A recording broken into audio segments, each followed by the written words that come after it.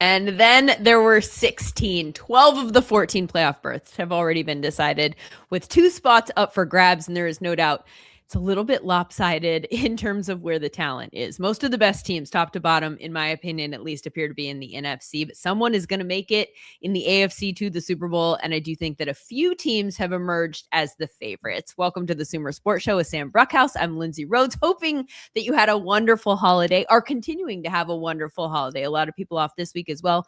Not sure how much the games we saw over the holiday did to add to that holiday spirit. It was a weird week, Sam, but the Sunday night game was amazing.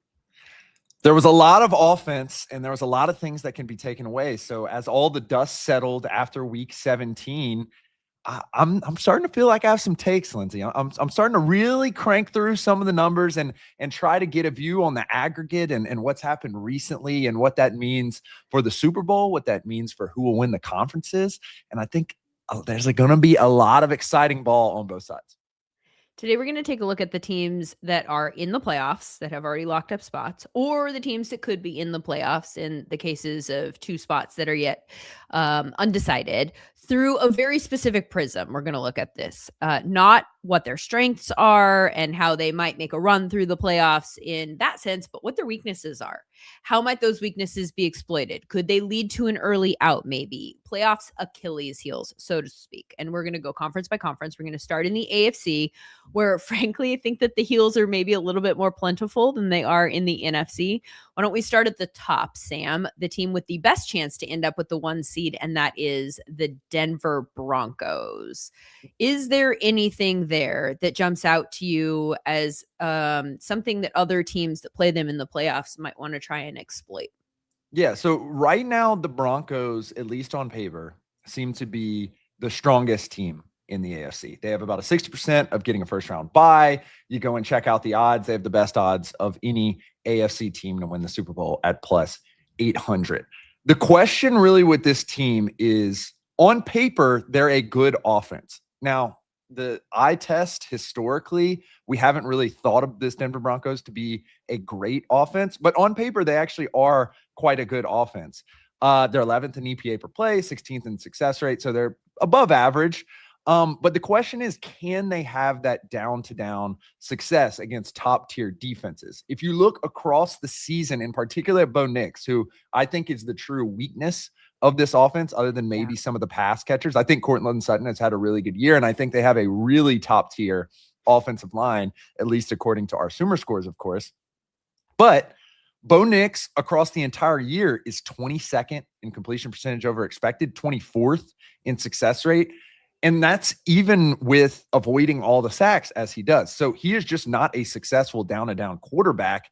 It's not like he's, holding the ball a ton and taking sacks and stuff like that. The question becomes is, in the last 4 weeks, he's been playing pretty well, according to our SumerScores. Couple quality starts, 2 blue-chip games. And if he can continue growing on that and peaking at the right time, I think that the Broncos probably should be the best odds team in the AFC, just again on paper. But the question is, can they maintain that success against the defenses that we're about to talk about of the rest of the AFC, where there's a lot of teams that can really play defense extremely well? Yeah, this one's an interesting one because obviously the defense of the Broncos is strong, though statistically they're not as strong as they have been earlier in the year. Looking at like EPA per play, for instance, the Texans are at the top, the Seahawks are next. Then you've got the Browns, then you've got the Vikings, then you've got the Jaguars, then you've got the Eagles, then you've got the Chargers, then you've got the Rams, then you've got the Broncos. So the Broncos are up there, but I think the way that we think about the Broncos defense, and if they're going to be a strength that really is strong enough to pull the offense through the playoffs, I think that we would have thought that they would be like 2 or 3, right? In like various categories. I mean, that's just CP per play, like success rate. Yeah. They are number 1. So they have various strengths that can be measured. But yeah, I think that Bo Nix is an interesting one. His yards per pass attempt is 6.43. He ranks 29th out of the 34 qualifying quarterbacks. And that's obviously not the quarterbacks that are in the playoffs. That's all the quarterbacks in the NFL. So he's not in particularly good company in terms of how many yards they actually pick up when they throw the ball. Do you think that that is a design of the offense that that number is low, or do you think that that's related to an inability to be successful consistently? Yeah, I do think to a certain degree that that is an element of the offense because of the inability to not be successful consistently. I know in the Stats and Scheme newsletter, Sean Tay and Tej Seth have talked a lot about, can you build an offense literally out of a quarterback just not making bad, damaging plays? And frankly, they've been able to do that pretty successfully. They're bordering on a top 10 offense in National Football League, which is in advance of what they did last year even. The question arises of, as those windows shrink and as those plays have to be made in the playoffs, how does that bode? And I think that's why that completion percentage over expected stat really stood out to me for the season, because you're going to be facing secondaries that are extremely opportunistic and have performed extremely well over the entire course of the season. And that doesn't, necessarily bode extremely well for a player like Bo Nix. So it's going to be really interesting to see how this plays out. It's tough because when you're just looking at a profile of a team, having around a top 10 offense and having one of the best defenses in the league profiles you to be probably one of the best teams in the league, period. I feel like people don't really consider the Broncos to be a true contender out of all the AFC and NFC teams in particular. But like you said earlier, a team has to make it. And I think if you're just looking at some of these numbers, some of these efficiency numbers, the Broncos probably are the best one in that case. Their scoring differential on the season is plus 74. That's about half the scoring differential of the New England Patriots. Let's look at EPA per play differential, and they are fifth in the NFL here after the Rams, the Patriots, the Seahawks, the Texans, and the Broncos. A lot of AFC teams there at the top that I wouldn't necessarily have thought that we would see, but I also think that the strength of schedule in some of these cases is a little bit different than what we're seeing in the NFC. Okay, so that is the Broncos. You've said several times that you think that they are probably the favorite in the AFC, and I am leaning much more heavily towards the Patriots for a variety of reasons. And I think that one is what we're not really discussing here, and that is, you're looking for, on the one hand, and again, as I mentioned, this is not what we're focused on this show. You're looking for, like, does each team have a strength that's really strong? And then in this show, we're focusing on, is there a glaring weakness that might be a problem? But in the Patriots case, I think that they do have a strength that looks actually very strong, and that's their offense, right? They're number 2 in offensive EPA per play. They're number 1 in EPA per pass. They're they have the most plays when leading. So they're up a lot. There's been a lot of talk about their schedule and whether or not they're going to get like a big welcome to the playoffs, maybe in that regard. I will say the sack rate's really high, though. So I have some concerns, like my concerns on the offensive side of the ball, maybe are linked to that for the Patriots. The fact that he's actually taking a lot of sacks. The Broncos, that's not the case for Bo Nix. We talked about some of the weaknesses maybe in Bo Nix's game. We all know the offensive line there in Denver is incredible. And so they're keeping him upright, and he's not taking a lot of negative plays in that department. But the sack rate for the Patriots is the 7th worst in the NFL, 8%, a little bit over 8%. What do you see as the biggest weakness for this team? Yeah, I think when it comes down to it, they have the best strength to have as your strength, which is passing offense. And I personally think Drake May is the MVP. He's first in completion percentage over expected, first in total EPA, second in success rate, second EPA per play. He's now broached into the 10 SumerScore range, our player of the year MVP caliber for quarterbacks. So I think they do have the best strength. I think the real question is, number one, is their defense a little fraudulent? They're 11th in expected points added per play, 19th in success rate. So bordering around average, but they're 23rd in sack rate. And if you just look at the number of quality starters they have, based on SumerScore. So that's basically over the 80th percentile.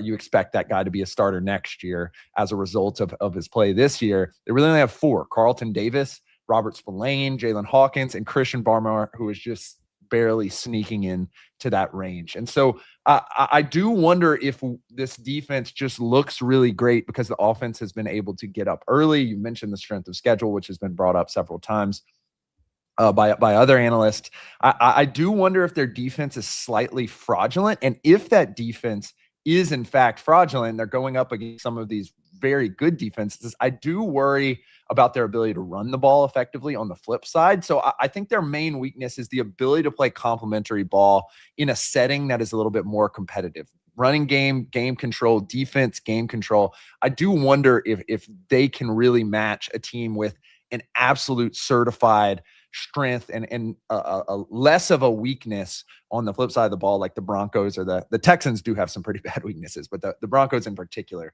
I think that's why I just put them on paper a hair underneath some other teams, because they do have a question of their sheer play style and whether that can continue, and whether everything's going to end up on Drake May, really, I think becomes the question as well.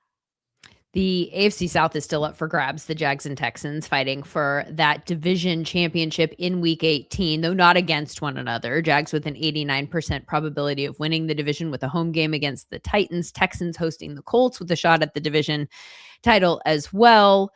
Let's start with the Jaguars here, because they are favored to win the division and therefore get a home playoff game.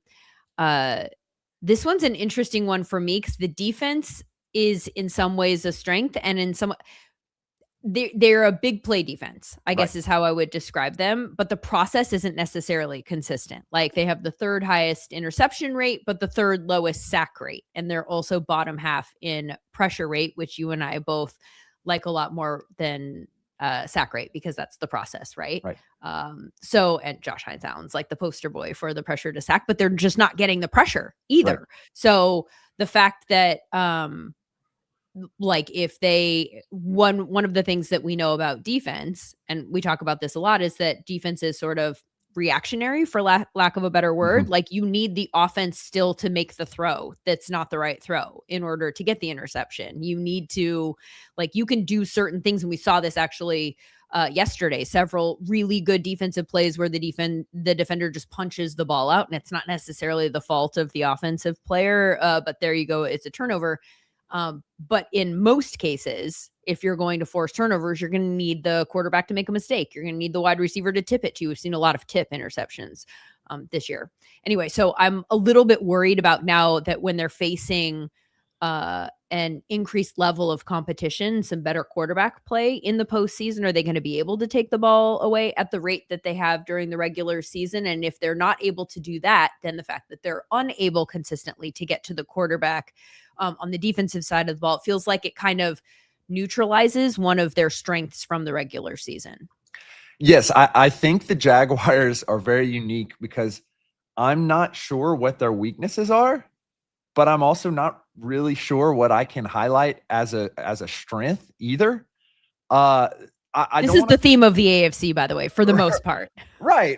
And at least with the teams above them, and if you just look at the odds, like the teams that are above them favored are the Texans, the Patriots, and the Broncos. Like, we know what their strengths are, and their strengths are really, really, really strong.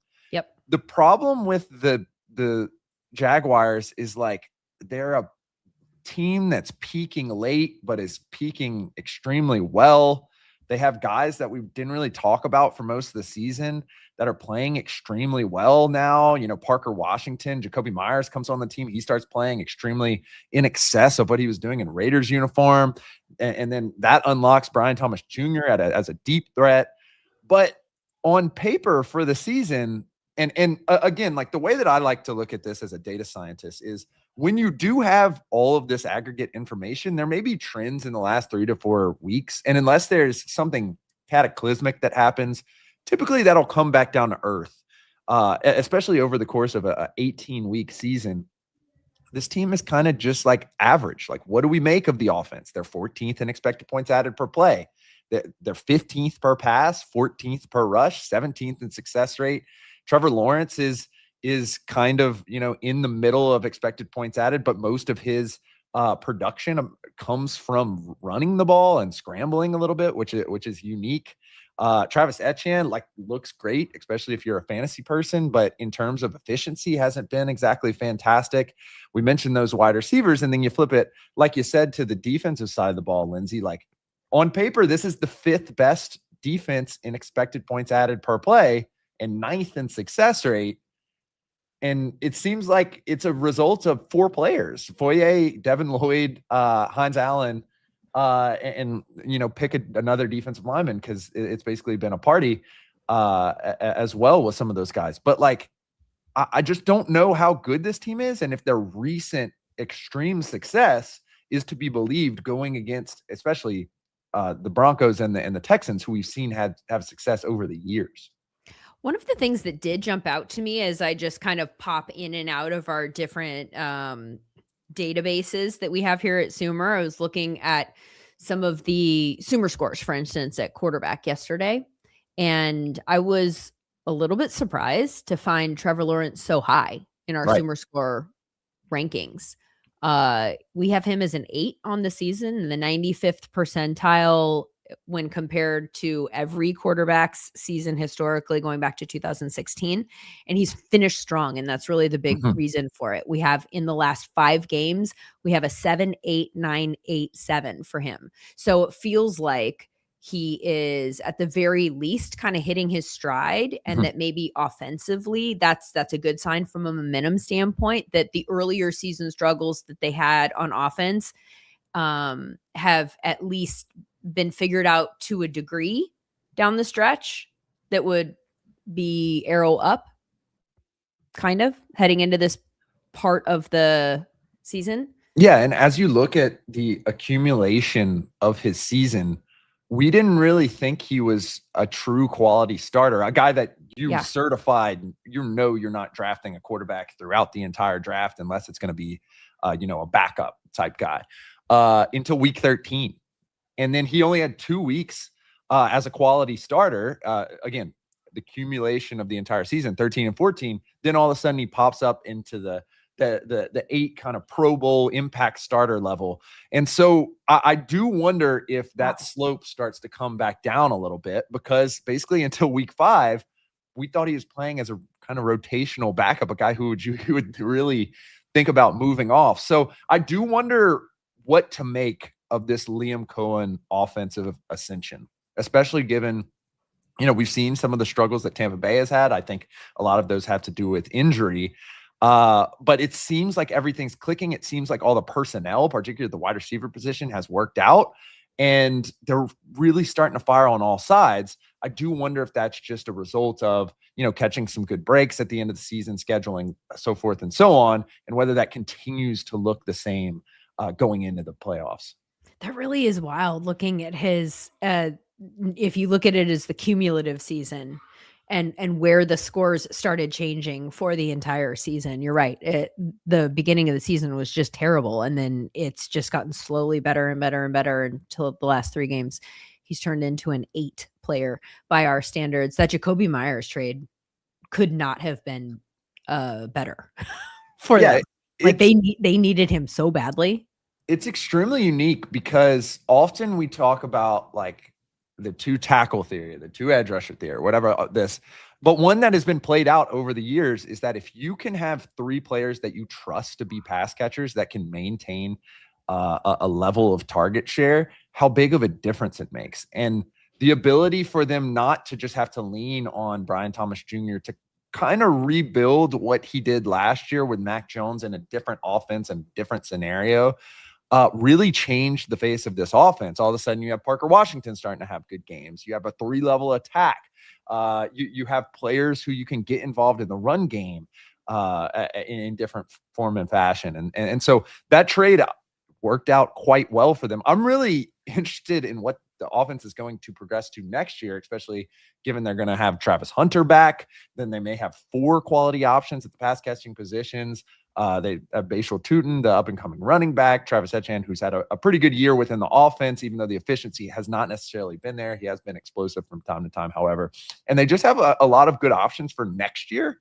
I just don't know what that plays out to how that plays out against some of the best teams in the league this year. Scott Engel weighing in the chat here. Thank you very much for being with us, Scott. Says great analysis by Lindsay and Jacob deGrom's lookalike. Have you, I live in New York and I've never gotten a Jacob deGrom comp. So, this is a real victory for me, I think. Is it? Okay, I'm like Googling him right now to see. I mean, I guess I can see it, but that's not necessarily, I don't know if that's the first name I would come up with. Does he have like blonde hair? It could really just be the dark background here. The dark background? You think a dark background is what makes somebody think you look like somebody?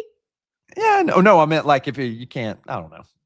Maybe it changes the color of my facial hair or something like that. Yeah, I do not see this at all. But no, he seems to be a good looking guy, so I'll take it. Let's move on to the other team from the AFC South, and should mention both of these teams have already clinched playoff spots. So when I say that they're fighting for the AFC South title, it's literally just positioning and the division title. If you want to raise a banner for that, the Texans have obviously a very good defense, one of the best defenses in the league, if not the best defense in the league, and that is the strength. And they also, and maybe this is related to the defense, have the second most plays in the NFL when leading. So they have been up in a ton of games. The offense, though, is, if you were going to highlight broadly a weakness, I would say it is on the offensive side of the ball. Their second worst offense left in EPA per play, negative 0.02. The run game is 30th in EPA per rush. They're 24th in rushing yards. I have some concerns about their ability maybe to keep up with some other offenses, although the defense has the ability to keep the scoring down. So how worried are we about the offense and what specifically about it? Right. I think the most unique thing about this team is that, as you mentioned, in terms of a statistic called Pythagorean wins, which looks at point differential and how predictive those are, they're the best team in the AFC. And the reason why is because their defense just lines it up 23rd in blitz rate and kills teams. They have multiple quality starters, multiple Pro Bowl level guys on the defensive side of the ball. I think the real question and a conversation that I think is going to come up during the offseason, especially given extension talks, is like, is it time to worry about CJ Stroud? We have him as a slightly above average starter in terms of SumerScore. And ironically, the discussions have been about the offensive line in past years.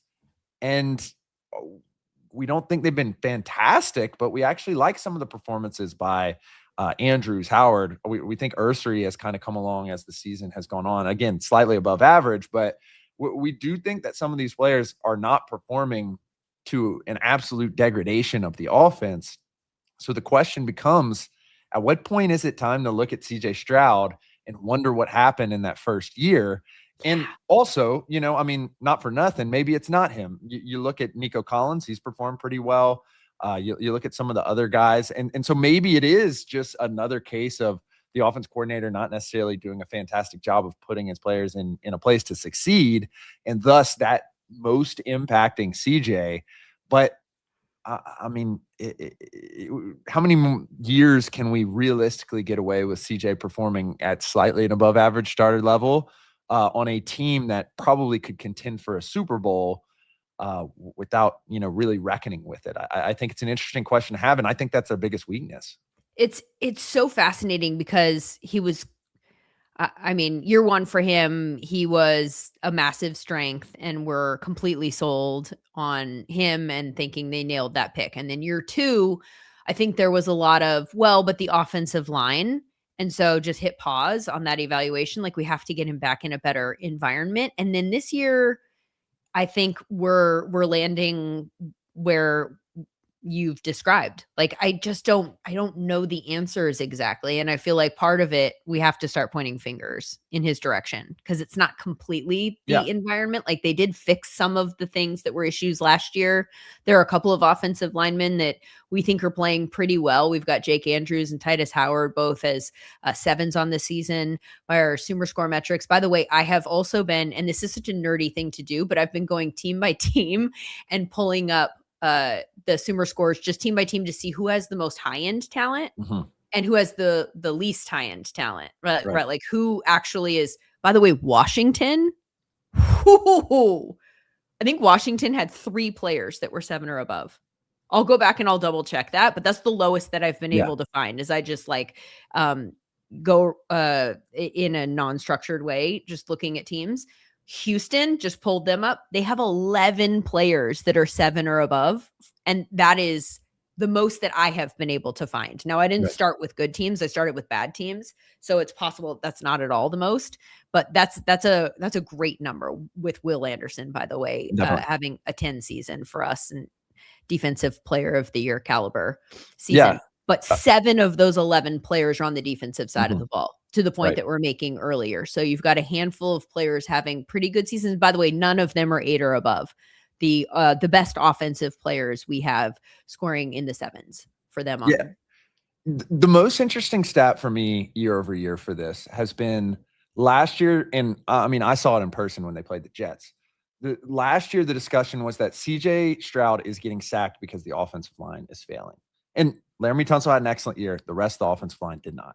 So his sack rate last year was about 8.37%, very deeply in the dregs of quarterback rankings.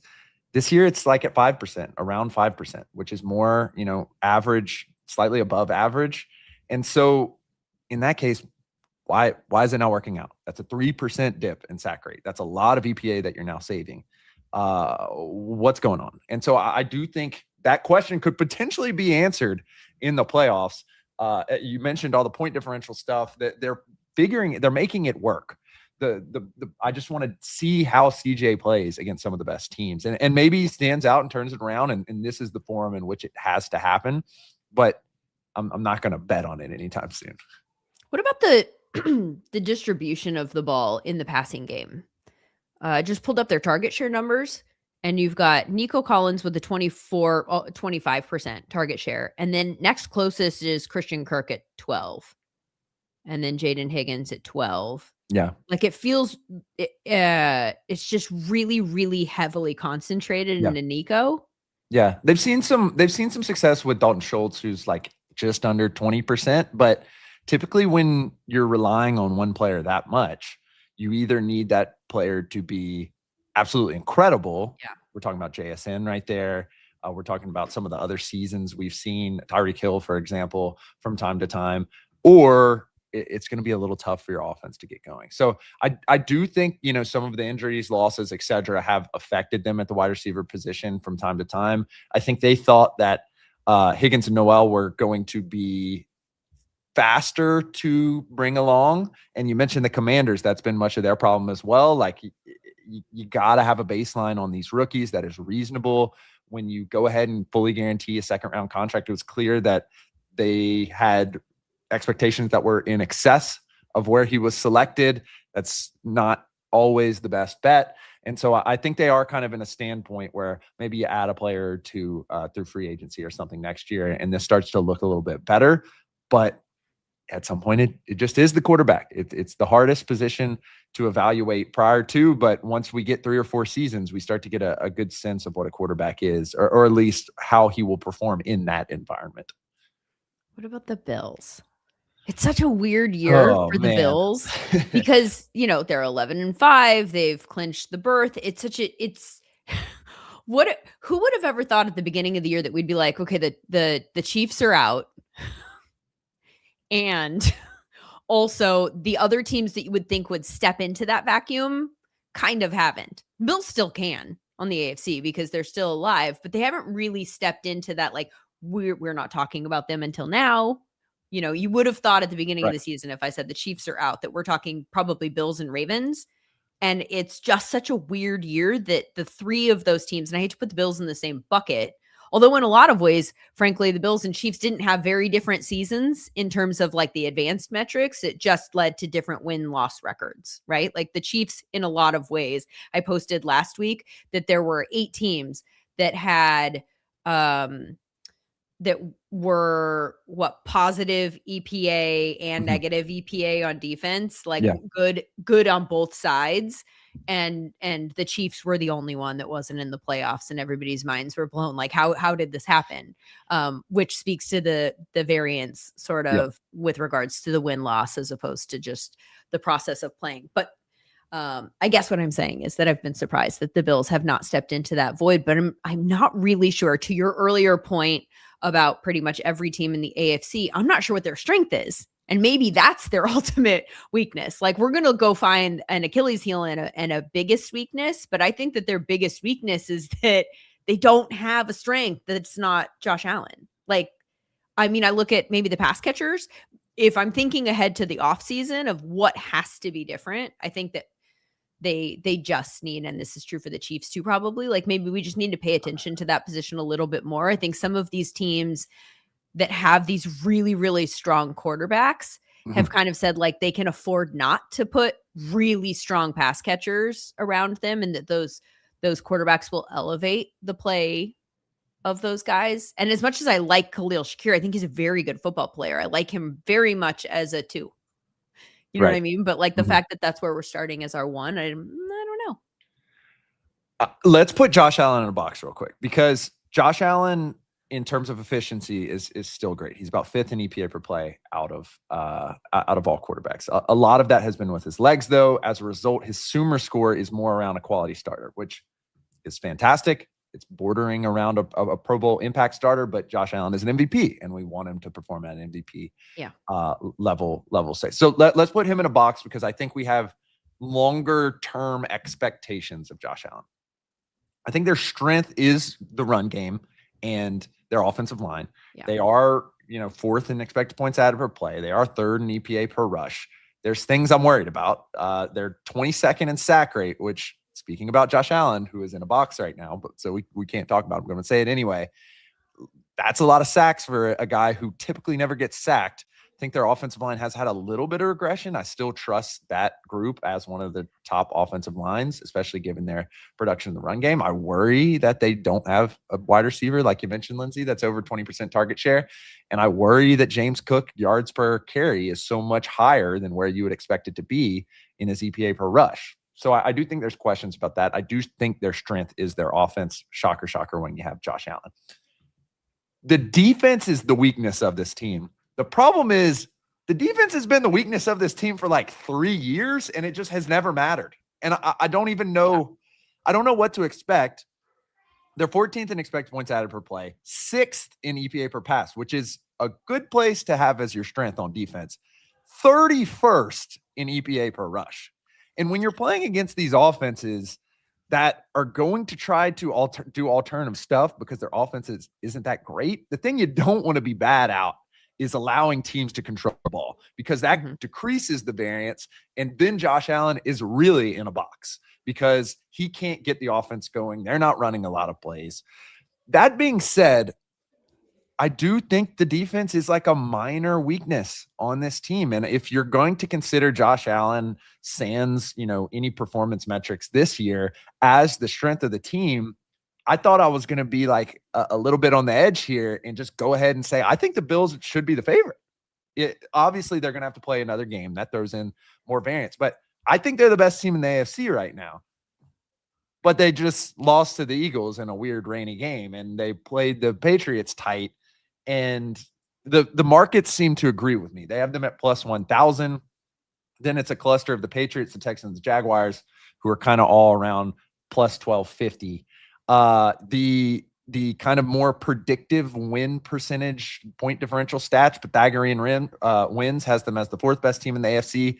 ELO wins, which looks at team strength over the course of a season and kind of bakes in quarterback stuff as well, has them as the best.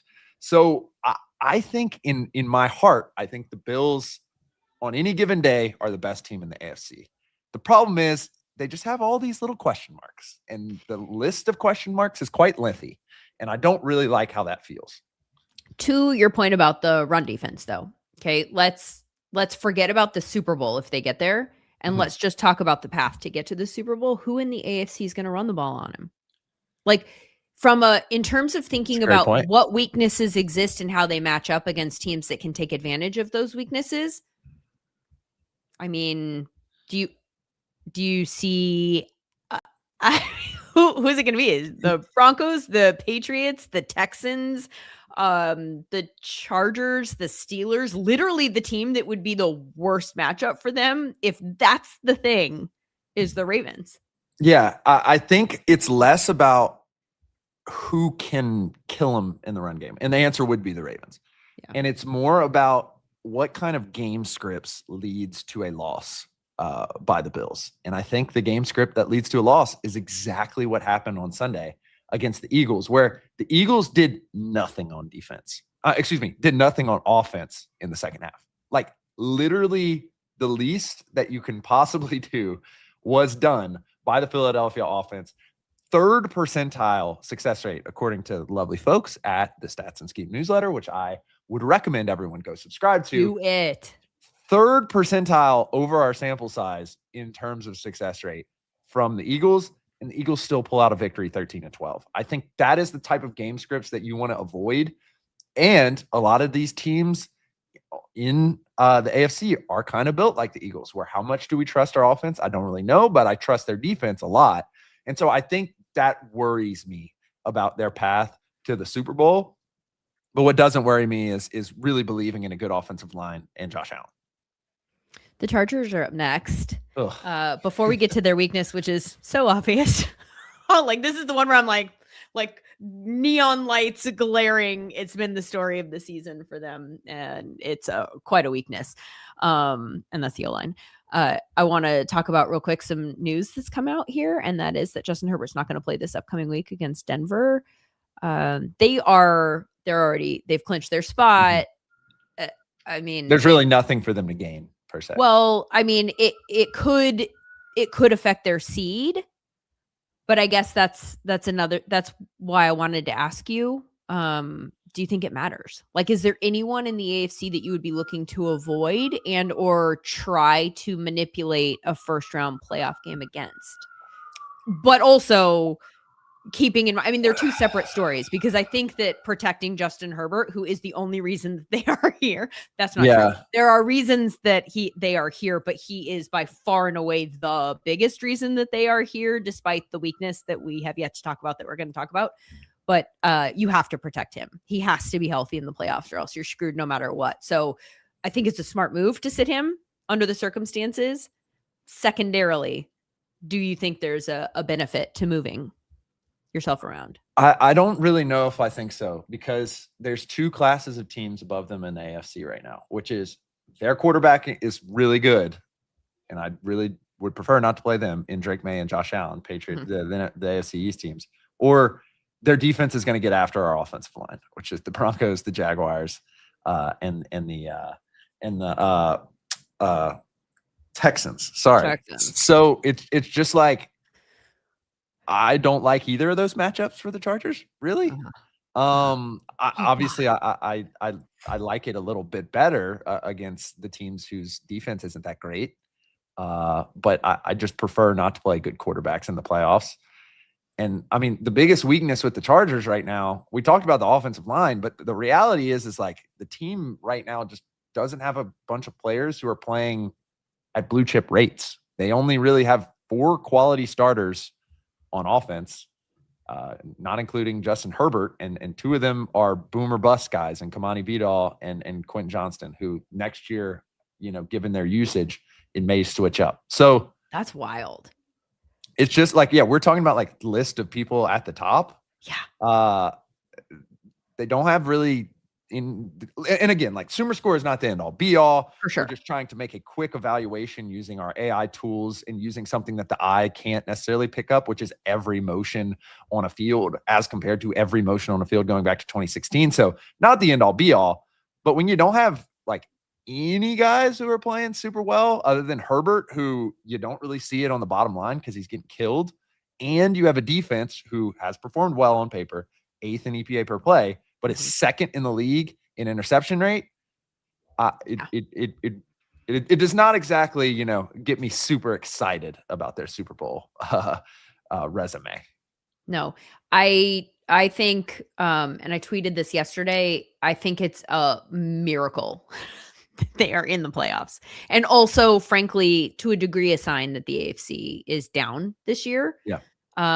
because they just have been up against it all season long with this O-line situation. And I saw a lot of people commenting yesterday about the Chargers trying to figure out why the O-line play was so bad. And I mean, I don't expect everybody to be as keyed into the same storylines as we are, but I'm surprised that that's even a conversation to be had. And I kind of wish that maybe more people were screaming it from the rooftops. The second that Joe Alt went down, this Yeah. became like if they win anything from here on out, it will be because they got so creative and people just put capes on and Yeah. dragged them there. The fact that we've done episodes about this, and I invite you to go back and listen to them about what happens when you lose an offensive tackle. There is so much data there that suggests when you lose an elite offensive tackle, because there are so few of them in the NFL, our data says that there are 15 and there's 64 that you need to be playing, and there's 15 that play at like an elite level every year on average. When you lose not just one of those, but two of those, you're pulling from the backups and plugging them in, because everybody else that's already not totally Stofsky getting a little bit snarky here. Point is, you start moving people around on your line, right? So now somebody who's like your best guard, maybe you kick him out to tackle. And so now you're losing a strength at guard, or what was, as strong as it was going to be. And you're plugging somebody back in that is just not as good, not good enough to start on an NFL team when it's already so hard to find good offensive tackles. So if they're sitting on your sideline to start the season and in a position to take that person's place, there's a massive drop off, and it affects so many things. And we've seen that this year with Justin Herbert. His scramble rate is wild. He has the second most rushing yards for a Yeah. quarterback this year. That's not his game, but he's made it his game this year because that's what they've had to do, because he's running for his life on every play. It really broke down against the Texans this past weekend Mhm. in ways where like there was literally no pocket on certain plays, and the second the ball was snapped, he was running. I do find myself getting angry at some of the discourse that I saw about Justin Herbert. Like people saying and pointing to yesterday's game and saying, "Stop telling me he's good, all the nerds." And I want to find you. I want to hunt you down. I want to scream in your face about Justin Herbert's play this year. I did unfollow a few people yesterday about this specific subject matter. But anyway, this is a very long-winded way of saying I think that the weakness is a very tough weakness to overcome. If I'm a Chargers fan, I'm celebrating the fact that, and I know it's like, feels like a moral victory and like, I'm sorry, but like the fact that you're here is literally such a celebration of what you do have that are strengths, Right. which is Justin Herbert's a special, special player. You shouldn't be here. Right. Jim Harbaugh wins games too. It's like just what he does. And I think that's a testament to, I guess, the culture there, their ability to kind of rally behind the defense and play somewhat complementary football. But when you have one of the biggest strengths in football, which is having two tackles who you think can make an all-pro team, and both of those tackles get hurt before the season basically even gets going, and basically they're going to be hurt for the end from now until the end of the year for the most part, that it's extremely difficult to come back. There's the Daughtry song where he's like, be careful what you wish for, because you just might get it all. I wrote so many words and said so many words, Lindsay, last year about Justin Herbert running the ball more. And boy, did I get it. I just wish it wasn't like this. You did this. I'd like to apologize personally to the Chargers and to Justin Herbert for bringing upon this plight upon them, because I really thought he could run the ball. And it turns out I was right. I just, maybe it could be a little bit less, and not because, people are running him down every 2.5 seconds and he'll fly. One of these days, we're going to get Justin Herbert in an environment where he doesn't have to wear capes on a regular basis. One of these days, this is my wish. Like, please just keep these offensive linemen healthy next year so that we can get a chance to see the way that it can be in a prolonged way. Asa, is following along and has posed a question about Herbert in the MVP race. So full disclosure, and I'm so excited about this. I actually have a vote this year. So I am not allowed to say what I would do in terms of this vote because we are forbidden from revealing what our votes would be. So I'll tell you as soon as the honors happens and we find out the results, we can go through all of the thought process of how I voted. But how would you rank him in MVP voting, Sam? Yeah, I think there's a couple of tiers this year. The top tier I'd say is Matthew Stafford and Drake May, and I think Drake May should be the MVP. I think he has performed to that level, and I think you look across statistics and across the eye test, and I think he's done it. So he would be mine. I think Herbert is in an interesting class because he's dragged a team to 11, potentially 12, even though he won't be playing. Yeah. So 11 wins, basically all by himself with the help of some very good pass catchers. So I will note that as well. The guys who are I think are in this class of like big question marks or like Dak Prescott, where they haven't won a bunch of games, but it certainly ain't because of him. Mahomes, very similar. So I think he's kind of in that class.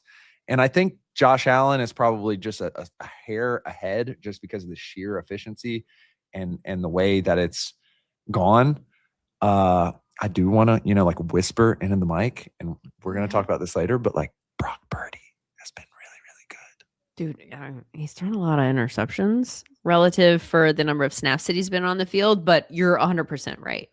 Right. So not to make anyone mad. So he would be in my consideration as well. But I think he's solidly in the third or fourth tier of MVP at this point.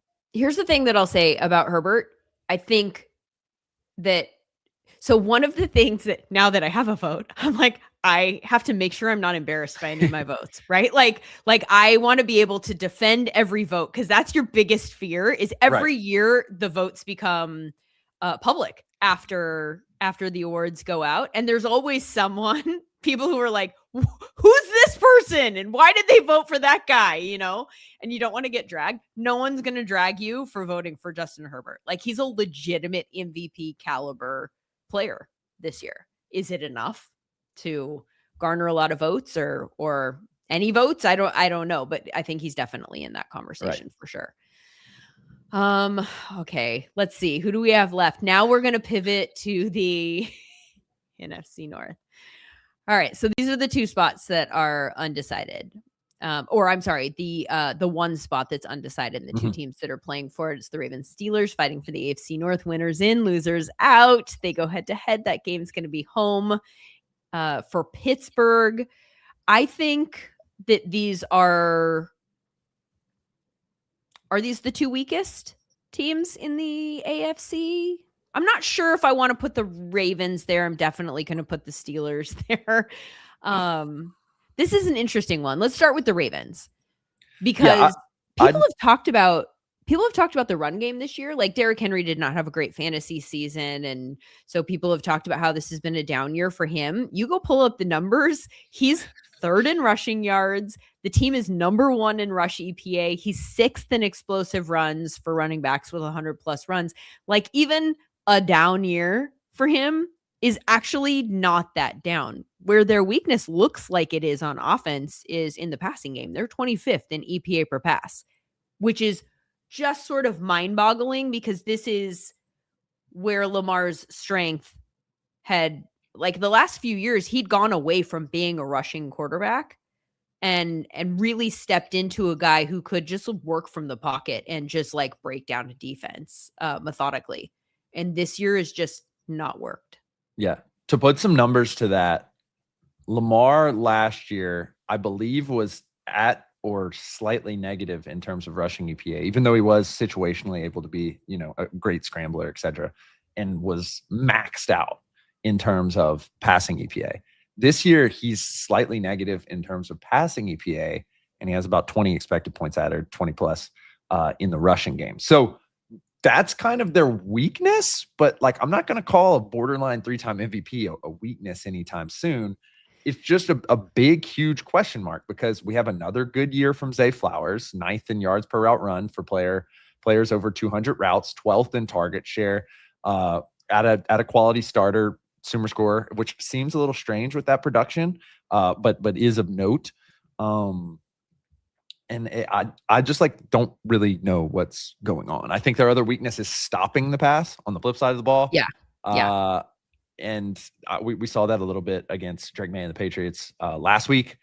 But if they can start passing the ball efficiently, then this is an entire different story. Then I think they're in the Bills of the Bills class of a lot of little question marks, but this is probably one of the best teams in the league. But we just haven't seen it. And I don't really have a great explanation. Lamar has not looked healthy basically since the middle of the year. Yeah. And with all the hoopla going on in Baltimore, which God forbid the man end up back in Miami, like allow him to go. I just think that would be a critical error from the Baltimore Ravens franchise, which does not make errors, much less critical errors. But I just think he's unhealthy. And so I think. Wait, what error? What are you referring to there? I mean, the news reports out of Baltimore have said that, he's fallen out with the coaching staff and the front office, and he's playing video games and blah, blah, blah, blah, blah. And Lamar Jackson and Miami is starting to, swirl around and leaking that they offered 4 first-round picks for Joe Burrow. I wonder what that could be helpful for. And I mean, let Lamar Jackson go work with Mike McDaniel at your own peril. I don't think anything's going to come of this. But I would like to see him succeed a little bit more in the playoffs. I clearly need to. I'm like, we're getting our news from different sources or something. I don't know how I haven't seen that. But I'm gonna let that settle in before I react too emotionally. That seems wild. Yeah, I just pulled up some of the wide receiver numbers here, and I do think. I forget what other team that was that had a target share that was a little bit too lopsided. Oh, it was the Texans. Mm-hmm. They've got Zay Flowers with a 28% target share. Yep. And then next is Rashad Bateman at 11%. And then just looking at yards, right? Like you've got Zay Flowers with over 1,000 yards. And then you've got DeAndre Hopkins with 330. Yeah, and there's such a massive drop off in terms of pass catchers. They just don't have the depth. And obviously they throw to the tight ends. And so I'm literally just looking at wide receivers right now, and the tight ends kind of boost this a little bit. But in this case, they don't really. I mean, we were talking about Dalton Schultz at like a 20% target share. Mark Andrews is like at a 17% target share. You got Likely at like 11% target share. So it really is kind of the Zay Flowers show as it pertains to passing this year. Could change, but who knows? If DeAndre Hopkins at the age that he is at, and I love me some DeAndre Hopkins, but like this isn't just, it's just not, you need to upgrade that pass catching core at this point in the game. Those numbers are not good. Okay. Yeah. And I wanted to go back to the point that you made about the pass defense, because that was the other thing that I wrote down. They've allowed the 5th most passing yards in the NFL, the 2nd most of the remaining teams, and the Steelers are the team that's allowed more. And then I think that this is kind of interesting too, because of the offensive note that we've made. They have the 6th best offensive EPA when leading and the 7th worst EPA per play when trailing. So if they find themselves in a situation where they're in a script where they're down and they have to throw, I think that all of these numbers are related. Mm-hmm. The fact that they've struggled in the passing game, that they struggle when they're trailing, can they come back if they find themselves down and in need of doing that in the playoffs? Yeah. And I think that that's a little bit scary. If they find themselves in a game script where they're able to jump out and run the ball, maybe, particularly well against one of these teams, and jump out to a lead and then sit on the run a little bit, keep Derrick Henry involved, then I like their chances a lot more. Yeah, I think given that if they get in, they're going to be the lowest seed and likely playing, I suppose it would be the Texans or the Jaguars. I mean, kind of all these teams are sitting there at 11-5. I kind of like my chances there. If I was playing the Bills, I wouldn't really feel all that great.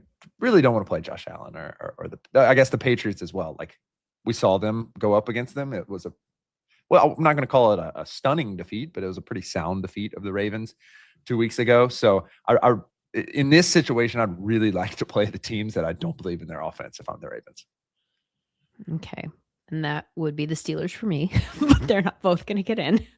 The Steelers have, and this is the stat that I pointed out at the beginning of the year. It's the stat I've been watching. The stat I think will continue to be a problem for their passing game is the ADOT for me is like a big red flag. They have the lowest ADOT in the league. That's average depth of target at 6.22. We see full games where Aaron Rodgers is throwing like behind the line of scrimmage for the majority of the throws that he's making. The offense is just so close to the line for the most part. And then every once in a while, they'll air it out and he'll hit a big one. And people are like, what are you talking about with the arm?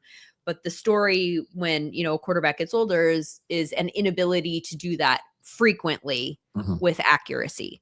And so the fact that their offense just, I guess what I'm trying to say is I think that their offense is to a degree predictable in that way. And if you go up against the wrong defense, I don't see how the Steelers could make a run personally. Yeah. Offensively. I mean, I could maybe make an argument about some of the stuff on defense, but I just think that the offense is going to be a hindrance.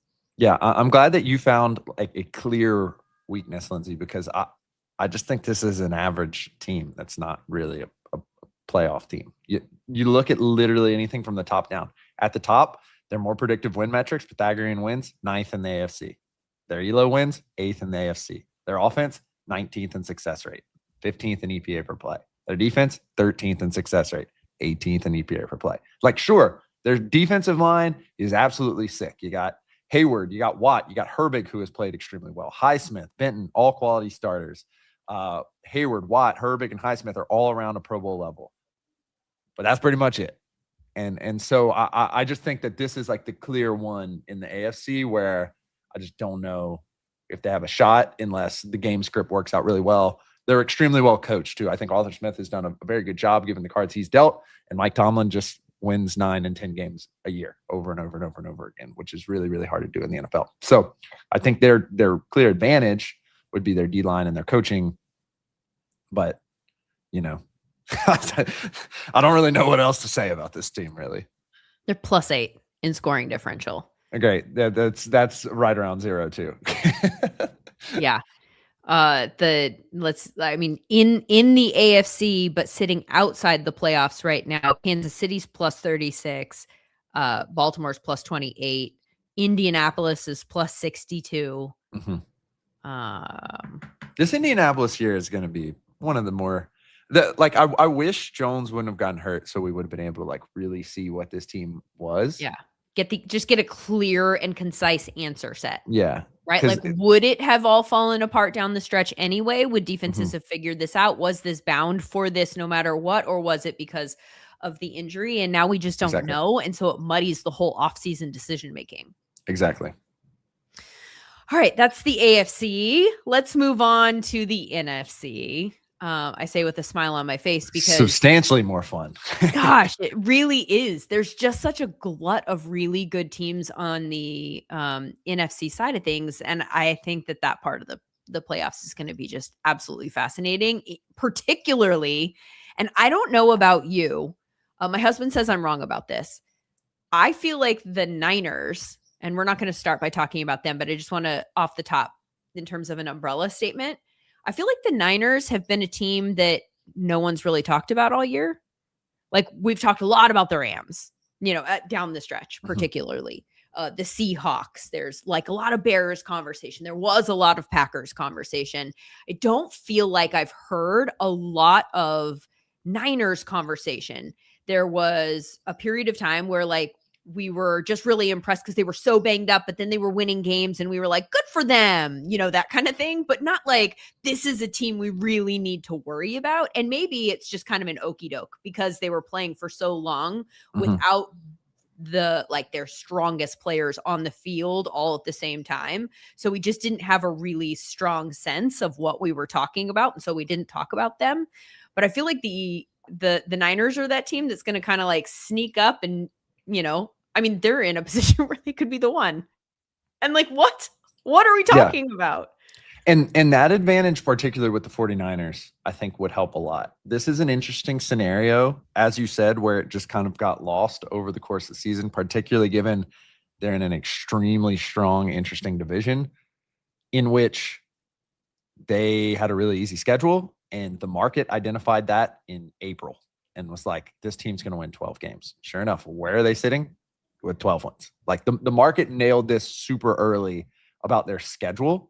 And typically I don't buy into a lot of the schedule stuff. Like a lot of the discussions about the Patriots, there's so many different variables of where a team is at different parts of the season that you have to get lucky about to, maybe they were really injured in week 4 and you beat them, but not in week 6. And I think all that kind of goes in the mush, but it is very unique that Vegas nailed this at the beginning of the year, despite Mac Jones playing a ton of games, Christian McCaffrey missing games, George Kittle missing games, the most of the defense going out. And so it is very unique. And I don't really know exactly what that means for the playoffs, Right. that was nailed. But it is very unique that they sit almost exactly where Vegas thought they were for scheduling reasons, as compared to last year when the wheels fell off, I wouldn't say at a similar clip, but pretty much the same.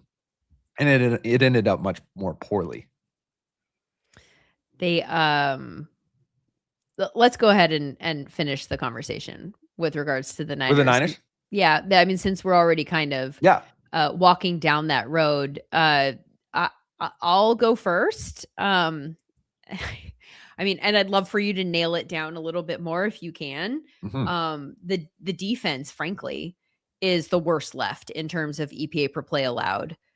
They're the worst success rate allowed in the NFL, not just amongst the playoff teams, but in the NFL. We're talking about a 48% success rate allowed. Their interception rate is the second worst. They don't pick off the ball, 1%. I wonder if this defense is let me ask you this.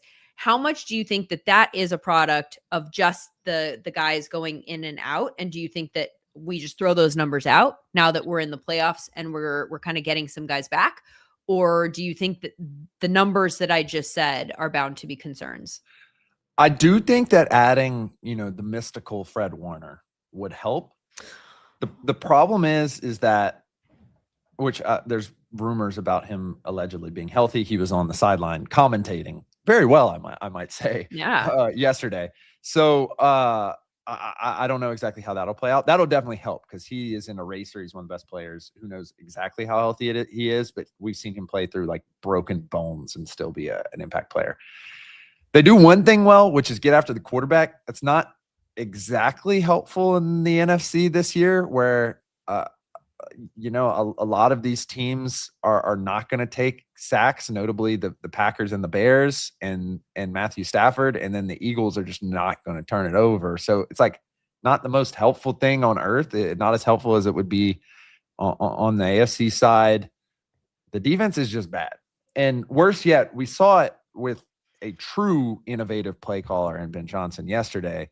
But their best player on defense right now is Deommodore Lenoir. And teams completely avoid him with no repercussions at all.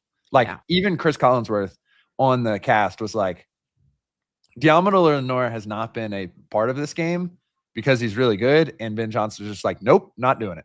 No reason for me to. I can, kill this team in other places.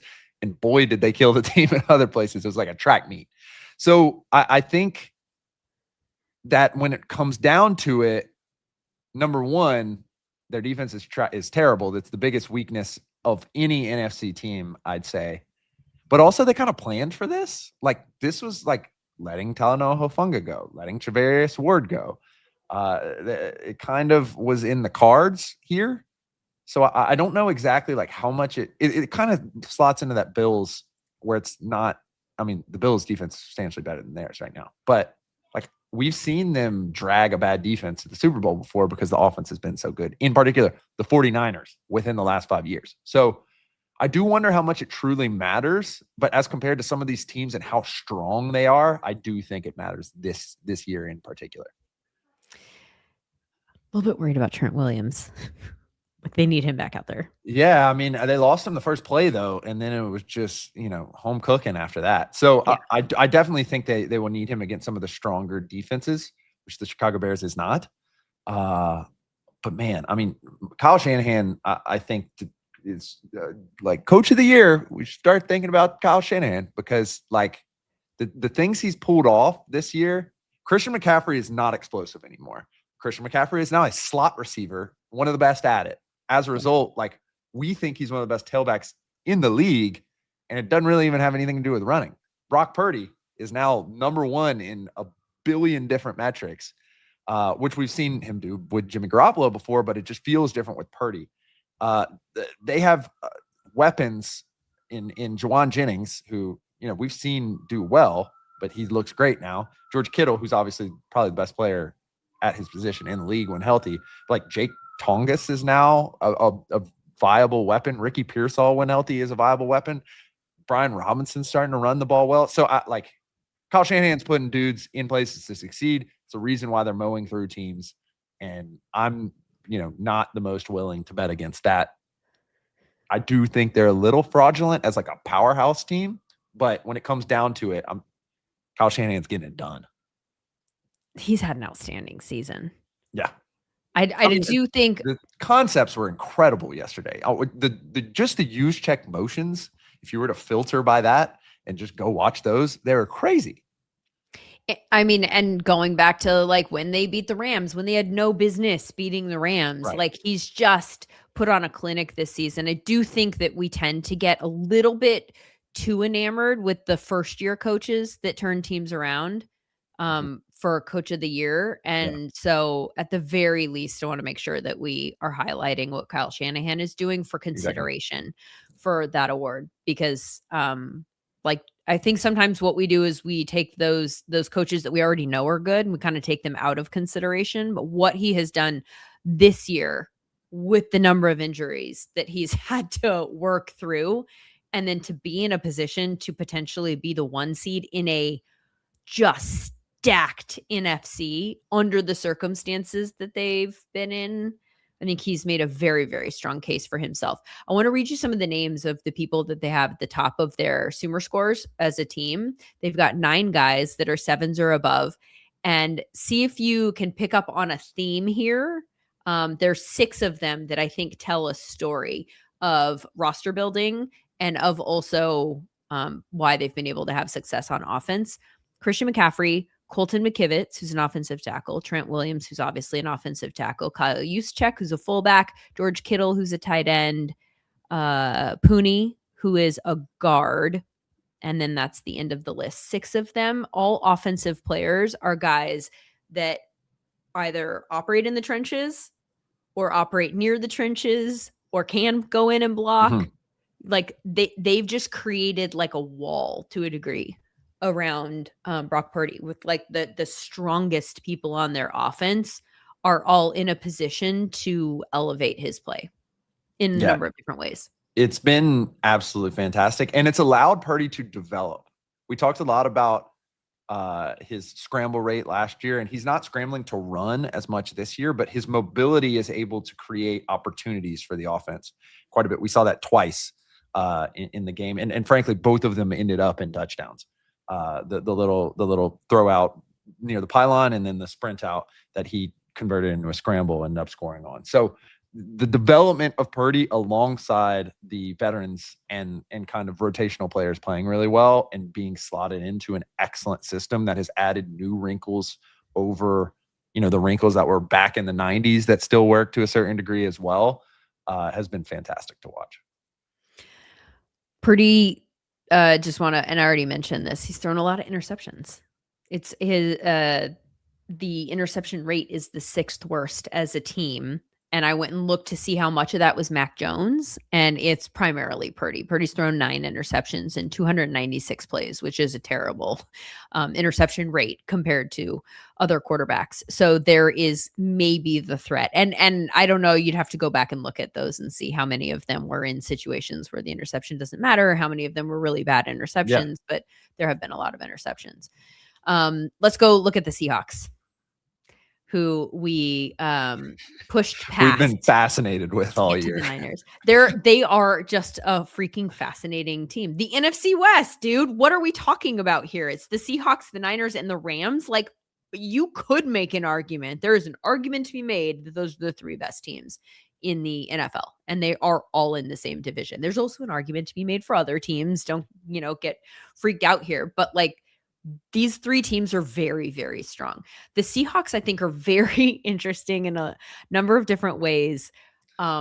We've talked about one thing that we actually think is a weakness, but they've managed to turn that into a strength based on how they call the offense, and that is the run game. Like, they run a lot, but they do not run well, right? Mhm. So the efficiency is not good. They're 29th in EPA per rush. Only the Texans are worse of the remaining playoff teams, but they have the 14th most rushing yards, even though they're not efficient because they just run anyway. They just do it a lot. They run the ball a lot. So I'm wondering, as we head into the playoffs and we're now facing some of these, better defenses, will that efficiency become a problem? I And it's I fine have if the been answer is no. Yeah, I mean, like, I don't want to say betting on it, but I've been waiting for the shoe to drop at some point. To put some numbers to how bizarre this is. They are 16th in EPA per play. They are 8th in expected points added per pass, but they don't throw a lot. They are 29th in expected points added per rush, and that is stabilized. They run a lot. Mhm. How much do they run? Their pass rate over expected is 4th to last in the NFL at negative 6.9%. So they're basically, like, in chances where they have to pass it or where people would think they would pass it, they're just running it anyway.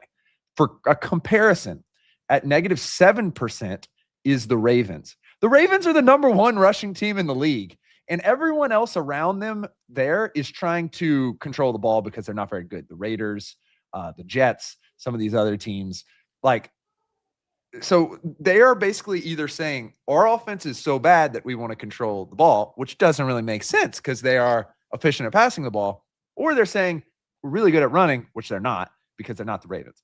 And so it's just so mind-boggling. And the question becomes are you able to get those big, big plays, big explosive plays? But they're actually pretty successful as an offense. So it's like, it makes zero sense analytically. And typically when something makes zero sense, it means it's going to stabilize down. We have seen that a slight bit with Sam Darnold. Now, for most of the year, he was, in the top 5 of EPA per play. We don't necessarily see that now. And Scott identified this as well. Seahawks' biggest weakness is Darnold's turnovers. We talked about Purdy's turnovers. He had a big pick 6 yesterday. Didn't necessarily make a difference, according to the Stats and Scheme newsletter. Was still 3rd in EPA for the week. I don't really know how much his turnovers are really killing you. They didn't kill him against the Rams the second time, even though he did throw some picks. I just don't know what's going on with the offense. And I think that is by far their biggest weakness, I think, in general, is just the amount that they run. And so I do wonder, Clint Kubiak, one of the top head coaching candidates, I do wonder if, and the offense looks great, by the way. Like, the plays are designed extremely well. It's just the sequencing. Can that continue to be successful? Because people were getting the Rams game. The offense did not win that game. Special teams won that game. Yeah. So I'm just very confused, Lindsay. I need some help.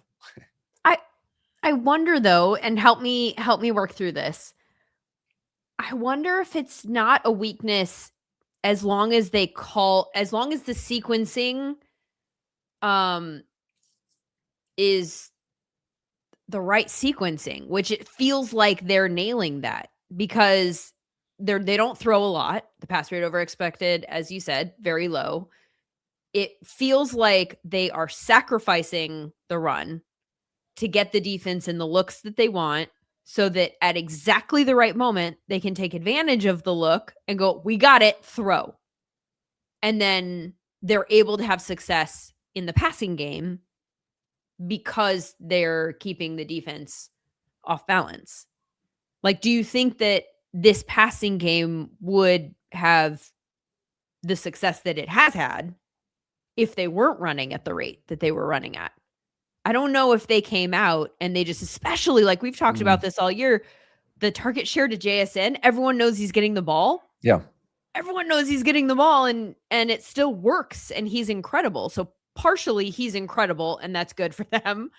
Secondarily, though, it might be that they have to run a lot. That's their disguise. Like, you don't know what we're going to do. Yeah, we're going to throw it to JSN, or maybe every once in a while we'll throw it to like an AJ Barner or something like that. But this is the misdirection. It's just that we're going to run, even though it kind of makes no sense. But we're specifically setting up the pass. And the entire concept of our offense is just to put the passing game in exactly the right situation and hit it at exactly the right time. So I think with the respect to the play action game, I think this may have something there. And we've seen the offenses that run a ton of play action, the Bears, the Rams, the 49ers, be really successful this year. The Seahawks as well. My biggest question, though, is when you're in the playoffs, and we've seen this both times against the Rams to a certain degree. And I will note, they were able to run the ball pretty well. They had a big explosive run from Kenneth Walker against the Rams the second time. When you're in the playoffs, is it going to be the same formula? And I just don't think it is. And I really worry in particular because we've seen two offenses in particular who have kind of bought in to this type of mentality before. And both of them have been related to the Shanahan tree. It's been Sean McVay and it's been Matt LaFleur in Green Bay. And both of those offenses have been pretty personnel diverse this year, particularly the Rams, who we'll talk about in a second in terms of 13 personnel. But their pass rate over expected is actually positive. So they are passing more than expected despite running 13 personnel and getting these weird scenarios. And so that's a point in which I wonder if it's the X's and O's or the Jimmy and Joes that are making this work. And I think if I were to have to pin it, I'd say that they are afraid of Sam Darnold potentially making bad plays. Most of the year we have had him in terms of SumerScore at around a 6 or 7, despite early on in the year, him having a really good year by some of the metrics. But we've had JSN as absolutely knocking it out the ballpark. He's right now second in yards per route run. That could change after Puka's game here shortly on Monday. Everything, target share super high, SumerScore super high. So I do wonder if JSN's crazy season is just booing that offense right now, or if we're hindering Sam Darnold because we're so worried about the turnovers when we really don't have to be all that worried about it. I'm going to study this offense for years. Like, I can't wait to have a second year. I hope no one leaves. I hope it's the exact same because I just need more reps to get a feel for if this modus operandi is actually viable. Well, first of all, I think that there will be changes in the offseason. I wouldn't be surprised if, like you said, Sean McVay, and I wouldn't be surprised if they didn't go get another wide receiver somehow this offseason just to complete the picture. Like, so now you've got, your Puka, who's JSN, or Cooper Kupp from before, and then you go get now that next guy that is your Devontae Adams. But when you said the Sean McVay part earlier, when you're talking about the run game, I actually thought this is very similar to what the Rams have done, because for the last few years, not this year, but the last few years, I have just been flabbergasted at the inefficiency of Kyren Williams, who continues to get the ball. Like in fantasy, he's a great running back because he's always going to consistently get volume. Looked up the numbers from last year. He had the third most rush attempts, 316. Where did he rank in EPA per play? 28th, negative 0.07. Like, this actually has been the story of the Rams in years past. So strategically, it does feel like there is some overlap here. I feel like this approach has worked for the Rams specifically in the last. But the Rams are throwing a lot more than expected. I think that's like this year. But I'm saying, like, what they've done in years past that has also been pretty successful. I mean, the Rams were a good team last year. Mm-hmm. It's a good point. That's a good Like, they point. didn't go all the way, but gosh, they could have. Like, if they caught the Eagles on a non-blizzard day in Philadelphia, I mean, that was a close game as it was. That's like that's like fluky playoff stuff, and I'm not here to relitigate that, but it doesn't mean that they didn't have the pieces to win. They did. And the approach was to run despite the inefficiencies of running. Yeah, I mean, it's a good point. Last year, the Rams pass rate over expected negative 3.6%. So, oh man, it's still, but as crazy as that sounds, the Seahawks is still double that, That's which wild. is like That's so, wild. it's so nuts. And so like, I do wonder if we're going to get in a spot where the Vikings last year, for example, similar position with Sam Darnold in particular. So let's say that, and not inefficient run game, had a player playing really well at the wide receiver position. I think that the Seahawks are slightly better offensive line than the Vikings ended up last year with Darisaw and O'Neal going out late in the season. And I think that had to do a lot with the Vikings' early exit. But I do wonder if that ends up happening to the Seahawks, just bounced immediately if they don't end up getting this first round bye, what we look back on this season as for the Seahawks. I think it'll be interesting in recourse to try to figure out what the deal was with this team. What about the Rams? I just think the Rams are the best team all around. I mean, do too. There's a ton of statistics we can list off. Like, I actually don't have that much to say about the Rams. On the flip side, it very similarly to the Steelers, because like they're just good. They're first in EPA per play on offense, first in success rate on offense, 8th in EPA per play on defense, 10th in success rate. They have a metric ton of blue chip players. Puka, who is performing probably as the best player at his position in the league right now. On offense, they have Kyron, Alaric Jackson, Kevin Dotson, Matthew Stafford, Devontae Adams, who's hurt with a hamstring, but could come back from the playoffs. And on defense, they have Cam Curl, Byron Young, Nate Landman, Kobe Turner, and Jared Verse. Like, that's just a lot of blue chip players. And they have even more quality starting players. And I think when it really comes down to it, when your entire team is solidly above average, it just means you're a good team. Oh my gosh, I haven't counted this team yet. Like I said that there were 11, 7 and up for the Texans. 2, 3, 4, 5, 6, 7, 8, 9, like, 10, 11. The Rams have 11, 8 and up.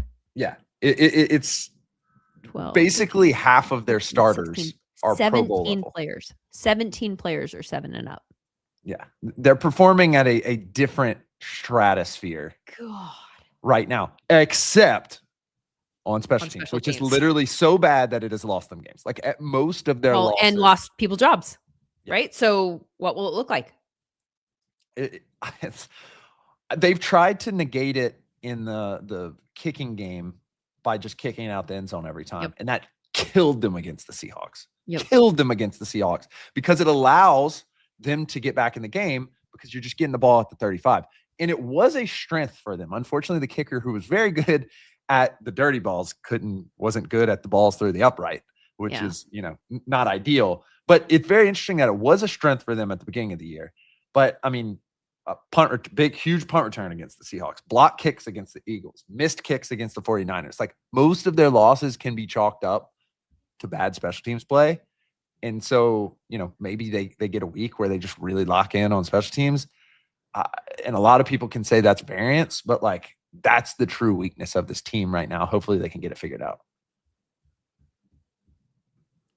That's not what we're going to say about their weakness. Remember earlier in the year, we were talking about how they were playing so many cornerbacks, and we talked about some maybe deficiencies amongst their linebackers, that some of the linebackers weren't particularly good. Did they have the ability, and obviously I'm not talking about Landman, but like, if they're going to throw 6 DBs on the field with a great degree of frequency, can you force them into looks where that maybe hurts you? Are there ways that an offense, looking at the defense, the way that they've played so far and the personnel groupings that they've liked to play with, is there a way that you can take advantage of that? And say, you're doing this for a reason. And part of the reason is because it hurts you if we pass. And this is the best way to keep us from passing with a great degree of success. But I wonder if there's something that you can do to say, like, we're up against it, and you obviously don't necessarily like this other personnel grouping quite as much. So maybe we can do something to get you in that. I think so. The team that could do it, in quotes, would have been the Seahawks, who have like sort of taken advantage of it. First game was pretty putrid, 4 picks. Second game, 2 picks. The run game did have some explosives. I think the matchup that would really put this in stark relief would be the Chicago Bears, who are very good at running the ball and are very, very good at using personnel diversity. The problem is that game will be, or should be, I guess. Like, I'm trying to figure out like the move here, but I think it would end up being in LA. Maybe not. I'm like trying to do like everything together. If that game is in Chicago, where it's going to be miserable in the middle of the winter, that's like a matchup where I'm like, oh, that could end up pretty poorly for them, especially with an older quarterback. The problem is like, then their offense is still good. They can still run the ball. The Rams can. And so I do think that's an extremely interesting matchup, both the Bears and the Packers to a certain degree, but the Bears certainly a little bit more, where they can really run the ball. They are going to play 2 extremely high-level tight ends who are doing pretty good at blocking as well. And you're going to have to just deal with it. And you're going to have to deal with top-tier next-level scheme as well. I just don't think they're going to be able to get the pressure on Stafford that the Seahawks are able to get. And thus, it'll be more of a shootout like we saw against the 49ers last night than necessarily like any type of shocking blowout, in my opinion. All right. What about the Eagles? Where to start? Yeah. I mean, like, much like I said, like, I just don't know if it matters, where it's like the Bills defense. We've talked about it for 3 years. I just don't know if it matters. We've talked about the Eagles offense for so many years. I mean, like 12th in EPA per play, 19th in EPA per rush, which was not the case last year. They were excellent rushing the ball last year. 2 years ago, it didn't look great. 22nd in success rate, and they simply cannot sustain tries. And if you want kind of a view into this, go check out some of Sean Syed's videos on our YouTube channel about like the things that they're trying to do, and may have had success earlier on in the year, but have not been successful thus. But I mean, there's just so much talent on this team that I just like don't know what it matters. We're talking about those ELO wins, those more predictive metrics. They're number 1 in the NFC. Their defense is incredibly talented and effective. Number 6 in EPA per play, number 2 in EPA per pass, which is probably the strongest strength of any defense in the league right now. They have blue chip players in Zach Bond, DeJean, Jalen Phillips, who, wow, did that trade work out? Quinyon Mitchell, Moro Ojomo, wooted taking that risk on Milton Williams workout. I think that Jalen Carter would probably be up there if he didn't get injured in the middle. Jordan Davis is a blue chip player. So like the defense is just so strong that I think they can match up pretty well with the Rams to a certain degree if it doesn't become a shootout, and definitely with the Seahawks and the down tier teams. I think they're just better than. But the problem is it's just difficult to win when you don't have a good offense, but they've done it. Like, we've literally seen them win a Super Bowl when we don't trust their offense, in particular their passing game. And an offense that's not that different. It's just the results have been different. Right? Like, what is so different about the Eagles this year than the Eagles last year? Just on paper, because I feel like I have the cheat codes here because, Sean does break down the Eagles a lot. Just on paper, if you really start to break it down, I think it goes back to 2 things. It's just Jalen Hurts not getting the ball where it needs to go, even though he is still immensely effective in the run game. Tush push is immensely impactful from an expected points added perspective. But I mean, there's a lot of blue chip players that we have so many as well. AJ Brown has, and I do, people talk about Nick Sirianni all the time. I do think Nick Sirianni being able to get AJ Brown kind of back from the dregs where he was in the beginning of the season is a compliment, and he's been able to do it multiple times now over the years. Saquon Barkley has had explosive games. Devontae Smith, I thought, has had a really, really good year. Dallas Goedert is playing well as well. Jordan Mailata having another good year. So I think the the real weakness of that offense is the right side of the offensive line in particular. And just, you got to look at Tulo a little bit as well, of like, if these guys are playing pretty well on a play-by-play basis, why is nothing sticking? Why is it not working on a play-to-play basis? Okay, you want to get frustrated if you're an Eagles fan here? Counting up the SumerScore players, they have 13 players, and not name value, because the SumerScore is player agnostic. Right. They do not know, like, they're not like, oh, AJ Brown is good, so I'm going to grade him as he's good because he's a big name. Like, they don't, the model doesn't know that, right? So they're just watching AJ Brown play and give him a score. There are 13 players on this Eagles team that are 8 or above this year. And then 3 sevens. So for a total of 16 players that are 7 or up. Let me read you some of these names just on offense and like get frustrated. AJ Brown, 8. Saquon Barkley, 8. Devontae Smith, 8. Jalen Hurts, 8. Dallas Goedert, 8. That's the entire passing offense and their star running back. Mm-hmm.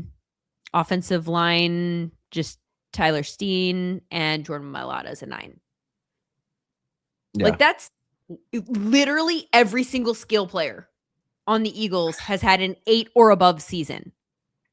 And yet, what? Well, and go look at the Saints' success right now with Kellen Moore. And so I don't want to, point fingers or anything, but like there's the glue is not there right now. And we saw them figure the glue out in the playoffs last year. They make the run to the Super Bowl. It looks substantially better in the regular season last year, however. And so if they can figure it out, no doubt this is a championship team. And I think that's really the reason why I'm kind of second most confident in them underneath the Rams, just because I know they have the talent and I know they're going to shut teams down with their defense. I've seen them do it over and over again to some of the best teams in the league. I just would greatly prefer if their offense could move the ball or get first downs at all. I would greatly prefer it. Yeah. They're such a weird team because I just keep thinking, and it's not good analysis, but I'm like, it could at any second turn into what we saw last year. Like, Exactly. Just, what about the Bears? The Bears are a fascinating team. They're obviously getting great coaching from Ben Johnson, who's made a massive difference there. I also wonder, though, and this isn't necessarily fair or nice, but like there's a component of the Ben Johnson Coach of the Year, like, look at what he did and how much better he made him, that I feel like also we have to factor in, like, how bad was Matt Eberflus and the coaching staff that was there before? Like, how much were they holding them back, like, just from a coaching standpoint? Maybe sort of what we're talking about with the Eagles this year. But that said, for all of that, what are you putting a bad? You can't put bad Stopsky for the Bears. You can't do that. I do not co-sign that graphic being on our faces right now. That said, I'm about to give you some bad stats. Yeah. You guys know I love Caleb. I do think, and he's gotten so much better this year. I think that there are some stats, though, that would suggest that there is still some room for growth. He is dead last in completion percentage. 58, or maybe the team actually, but it's 58.04% in completion percentage. But they're 10th in EPA per pass. Yeah. Which I think is an interesting statistical what?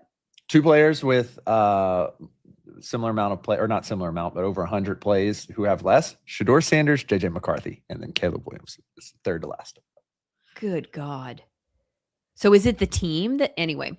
Okay. So, and then another one that is not a great Caleb stat, and that is that he has the second lowest completion percentage over expected this season. Only JJ McCarthy was lower. So that stat, Sam, I'll let you describe to people who don't understand what completion percentage over expected means, but that's out of 34 qualifying quarterbacks, and he is the second lowest. So completion percentage over expected means what? Yeah, the idea behind completion percentage over expected is that when a quarterback lets the ball go, he has an idea of what's going to happen. And the accuracy of his throw comes after that. And so we take using the tracking data at the time of the throw, what we would expect to happen, whether or not we expect that throw to be completed, and compare it to whether or not it actually was. And so basically what this means is when Caleb is dropping back to throw, he has an idea of what's going to happen. Does that Basically, happen? he has been completing less of those than expected, which is not good. It's not so great. if it's an easy throw and you're Right. like, oh, that's an easy one, like the completion percentage would be expected to be, in the 80th percentile or something like that. Right. And we're not hitting that. We're coming in under that, and we're coming in under that consistently. Exactly. He also has the longest time to throw in the NFL at this point in the season, 3 seconds, 3.05 seconds. So all of this kind of paints a picture for me of, and the O-line was much better this year. And I think that he's gotten better at understanding his rhythm, and that he's, rolling out, I think he's developed a better understanding for like when to do certain things, I think, than he did last year. That said, what if he doesn't have that time? What if he faces a defense in the postseason that speeds him up? Considering that the completion percentage is already what it is, and the second lowest completion percentage over expected, it feels like this is all painting towards a potential story of, if that were to happen, could it all fall apart? I think that leads to the stat that I think shows his growth the most, which is currently amongst quarterbacks with over 100 plays, he is 4th best in sack rate. Yeah. And I think that's the real difference between Caleb Williams, playmaker at USC, and Caleb Williams causing issues for an offense last year, is that he has been able to use his athleticism to not get sacked. And even though the accuracy hasn't necessarily been there, as you said, Lindsay, it's still not hurting the team. And I think that's critical. And so I'm kind of trusting in this offense to a certain degree, particularly because they've been so successful and able to run the ball, and because they have perhaps, the best play caller in the league. I think in my head, the biggest weakness is on the defensive side of the ball. Yeah. And I think this shows up in the high level win predictive metrics. They're currently 11th in the AFC in ELO wins. They really are a team that you would only expect to win 7 games, and just sheer point differential, Pythagorean wins 7th, 8.3. So they have won a bunch of games that they were not supposed to win. How did that happen? Interceptions. They are number 1 in interception rate. They are 25th in defensive success rate. So if they don't get turnovers, they are not a good defense.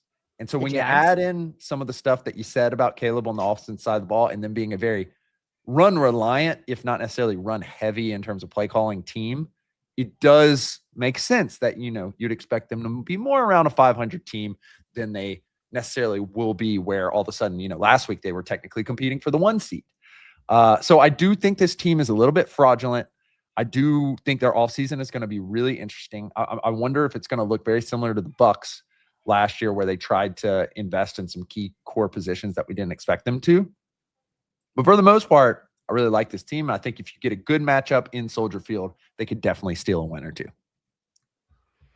By the way, I just want to really quickly say, in case anybody that's listening gets mad at us at this point in the program, the whole concept of this podcast is to talk about weaknesses. It is not, we're not ignoring strengths on purpose. I mean, we are ignoring strengths on purpose. We are literally not talking about the things that they do well. We're talking about the things that they might be able to, might be the deficiencies that pop up. Exactly. Thank you, Stopski. The headline here is Lindsay hates your team. All right. So moving on from that, let's go to the Packers. Packers team that is, I think, God, is their biggest weakness that they don't have Michael Parsons? Yeah. Like, is that it in a nutshell? Their biggest weakness is that their defense has absolutely fallen off a cliff. And to be fair, that kind of happened with Michael Parsons as well. They are in a difficult division. You're having to face Ben Johnson. You're having to face the Lions as well. But at this point, their defense is back in the position kind of where it was to a certain degree last year without the turnovers and the year prior. So they kind of are who they have been for the past 3 years, where their offense is immensely effective. Whether or not Jordan Love is playing, we saw Malik Willis look pretty good last week. But Their defense is settled in right back where they kind of were in 21st in EPA per play, 20th in success rate, which is similar to last year.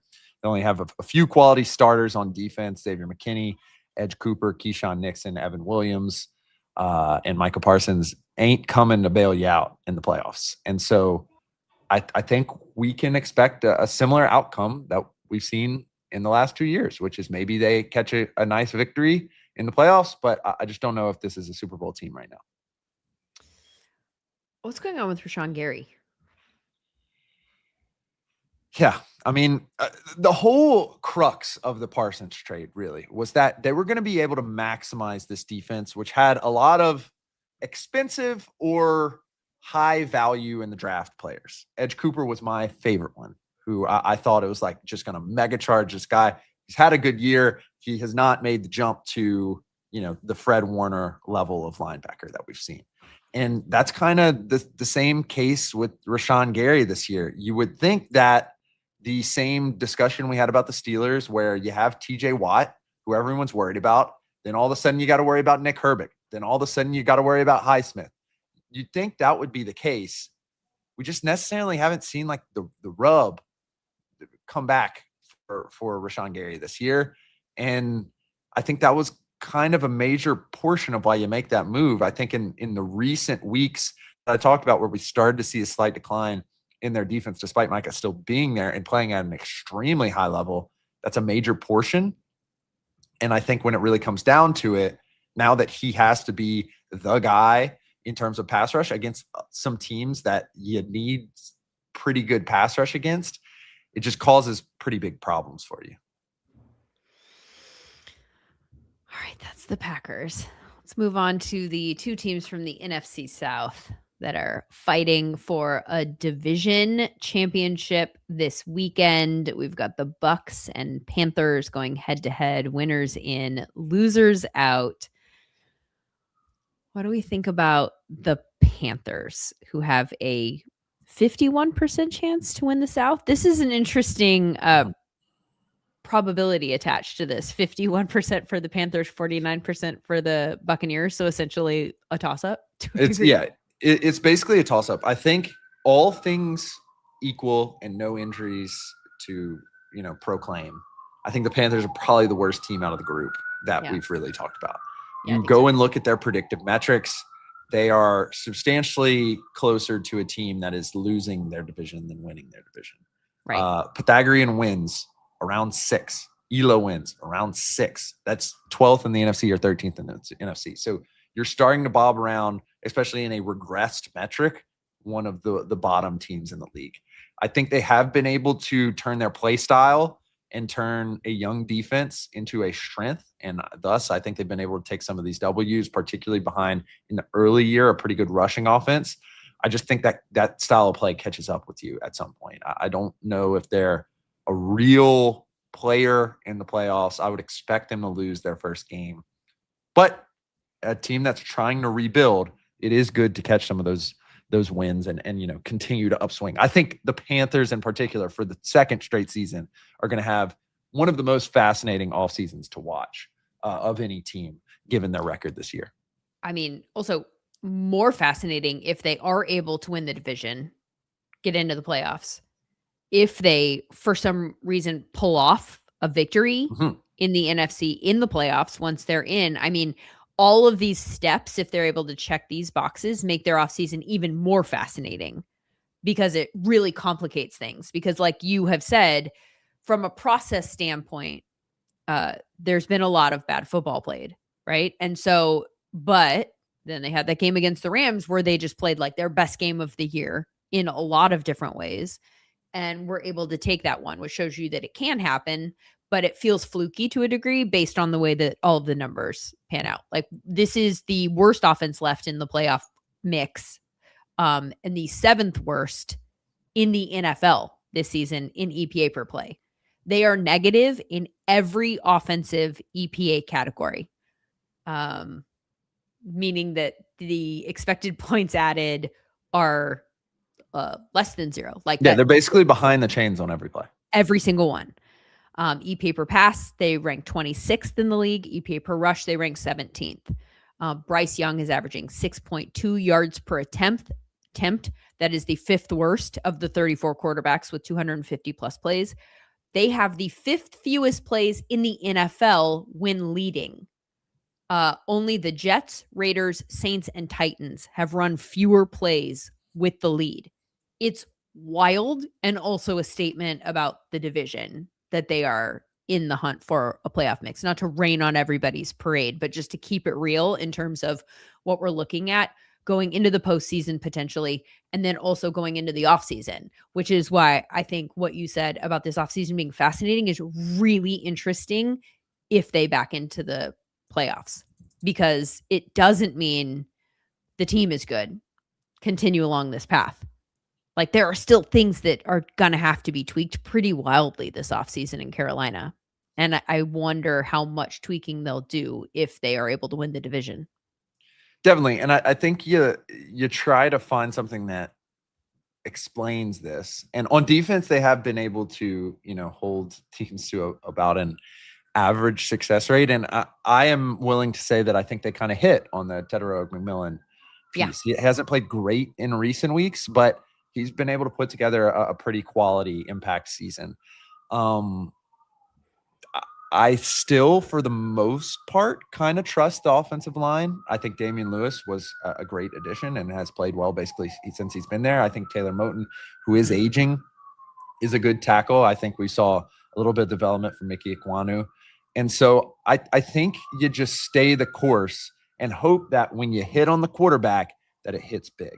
And I think that's kind of the main difference, that, a year of development of the young defense starts to look better.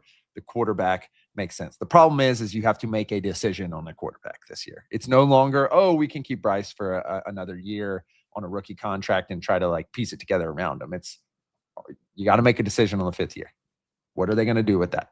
Are you going to try to move some of the draft assets that you got last year in order to get, a higher pick? Are you going to take multiple players? Are you going to try to pull a Daniel Jones with the Colts off, which I do think this is a scenario that makes a lot of sense. You think about the things that we liked last year about the Colts: good interior defensive line, Derek Brown for the Panthers, some good cornerbacks, for the Panthers, good interior offensive line on the flip side, very similar. So there are, some things that show that this can be successful. It's just very difficult to have a successful offense, in particular when your quarterback is 32nd in EPA per play amongst quarterbacks with over 100 plays.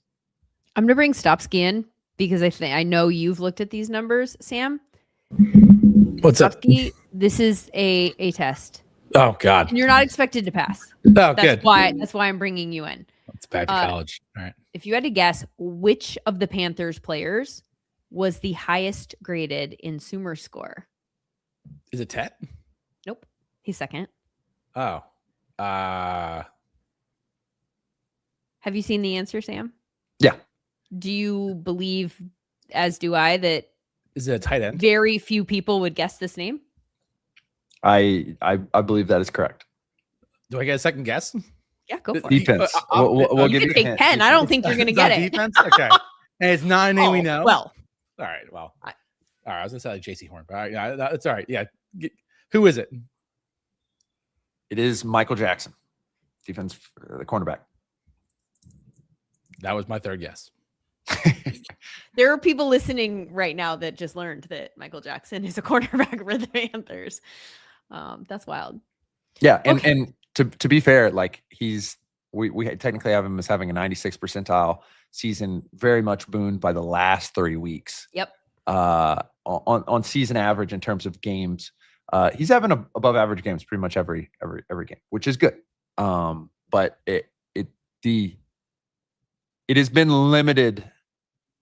Basically, I'll say it'll be interesting to see what the Panthers do because they don't have a blue chip team right now. I don't think anyone would say by any metric. And that's kind of the point that I was trying to make. Yeah. If this is the highest scoring player, from a player agnostic model, and most people don't know who that is, then that says something about the state of the roster to a degree. Let's talk about the Bucs, who are just having the weirdest season. And I think you could probably make the opposite argument that there is a lot of high-end talent on this team, and it just hasn't clicked or produced in the way that I think a lot of us would expect. I know that there's been talk about Baker that is a little bit different than the conversations that people had about Baker last year. There have obviously been a lot of injuries on the offensive side of the ball, and I wonder how much, similar to the question that I asked earlier about some of the numbers, like with the Niners, like, do we just throw some of these numbers out and say, well, okay, they didn't have Bucky for a long period of time. They didn't have Chris Godwin for a long period of time. They didn't have Mike Evans for a long period of time. Like, uh, I'll say this, I think in the long term, like next year, all of that is going to end up being good for the health of the franchise moving forward because you got so many young guys in and got reps for them. And so like a Tez Johnson and Emeka Egbuka had bigger roles this year than maybe they otherwise would have had. And that will be good. But I don't know what to make of this team right now. I definitely agree. And I think you look at some of the core names and how they're playing, Tristan Wirfs missed time. It kind of sprinkled all over the season, located primarily at the beginning of the season. We have him as having a pretty good season despite that. That's a tentpole player. Emeka Egbuka is obviously kind of the future at wide receiver. He's played decently well. It's just that a lot of guys have missed a lot of games. And in particular, it seems that Baker is not healthy, and that's an understatement. It seems like he has like a broken collarbone or a torn labrum or both at the same time. Like there's a lot going on with him. I mean, you saw him in some of these games where he gets hit and it's just he can't even get up off the ground. And I think the biggest signifier of this team has been the difference in approach.